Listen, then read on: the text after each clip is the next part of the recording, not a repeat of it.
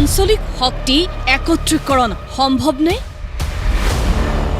কিয় একেলগ হ'ব নোৱাৰে অসম জাতীয় পৰিষদ আৰু ৰাইজৰ দল?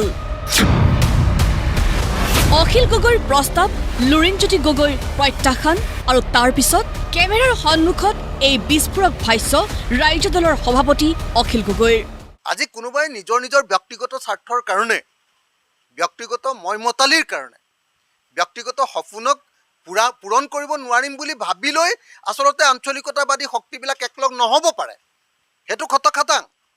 কিন্তু মই ভাবোঁ যে যদিহে অসমৰ স্বাৰ্থ পূৰণ কৰিব লাগে তেতিয়াহ'লে আঞ্চলিক শক্তিবিলাক একলগ হ'ব লাগিব। একত্ৰীকৰণত বাধা জাতীয় দুৰ্ভাগ্য, মন্তব্য অখিল গগৈৰ। কোনোবাই নিজৰ ব্যক্তিগত স্বাৰ্থ পূৰণ নহ'ব বুলি ভাবি, কোনোবাই নিজৰ ব্যক্তিগত সপোন পূৰণ নহ'ব বুলি ভাবি যদি কোনোবা শক্তিয়ে মই নাজানো, কোনোবা শক্তিয়ে যদি ইয়াক ঐক্যবদ্ধ হ'বলৈ নিদিয়ে তেতিয়াহ'লে এইটো জাতীয় দুৰ্ভাগ্য বুলি মই গণ্য কৰিম। কোনে কি কৈছে নাজানো, কিন্তু জাতীয় দলসমূহ একেলগ হ'ব লাগে। কোনে কি কৈছে মই সঁচাকৈ নাজানো, কোনে কি কৈছে, কি কথা কৈছে, কিন্তু ৰাইজৰ দলে বিচাৰে যে আঞ্চলিকতাবাদী দলবিলাক একলগ হ'ব লাগে, ইউনিফিকেশ্যন হ'ব লাগে, গোটেইবিলাক লগ লাগে এটা আঞ্চলিক দল হ'ব লাগে। এইটো মই ভাবোঁ যে অসমীয়া জাতিৰ স্বাৰ্থত আটাইতকৈ গুৰুত্বপূৰ্ণ। আমি যিদিনা ৰাইজৰ দল জন্ম হৈছিলোঁ সেইদিনাই এই কথা কৈছিলোঁ, তাৰ পাছতো কৈ আছোঁ, আৰু আমি নিৰন্তৰ চেষ্টা কৰি আছোঁ যে আটাইকেইটা আঞ্চলিক শক্তি ঐক্যবদ্ধ হৈ এটা শক্তিশালী আঞ্চলিক দল গঠন কৰা হওক। আঞ্চলিক শক্তিসমূহ একত্ৰীকৰণৰ ক্ষেত্ৰত অখিল গগৈয়ে আগবঢ়াইছে দুটা সূত্ৰ, দুটা কনচেপ্ট। এটা হ'ল অসমৰ জাতীয় যিমানবিলাক মানে আঞ্চলিক দল আছে এই আটাইবিলাক আঞ্চলিক দল ঐক্যবদ্ধ হ'ব লাগে, বিশেষকৈ অসম জাতীয় পৰিষদ আৰু ৰাইজৰ দল। আৰু আমাৰ অজিত ভূঞা ডাঙৰীয়াৰো এটা দল আছে, সেই দলকে ধৰি যিকেইটা দল আছে এই আটাইকেইটা একলগ হৈ এটা দল হ'ব লাগে। এইটো হ'ল ফাৰ্ষ্ট কনচেপ্ট আমাৰ।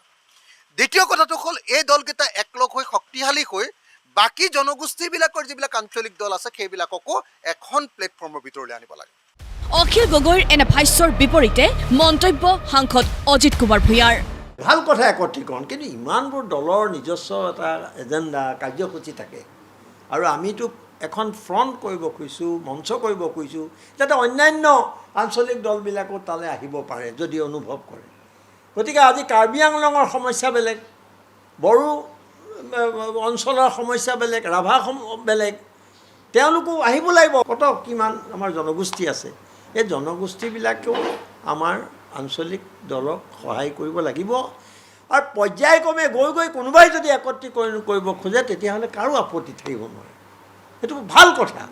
এইবাৰ আমি আপোনাক শুনাইছো অখিল গগৈ প্ৰস্তাৱৰ বিপৰীতে প্ৰকৃততে কি কৈছিল লুৰিণজ্যোতি গগৈয়ে। আমাৰ মূল কথাটো কি, আমি সকলো জাতি জনগোষ্ঠীক লৈ আমি জাতীয়তাবাদটো গঢ়িব খোজোঁ।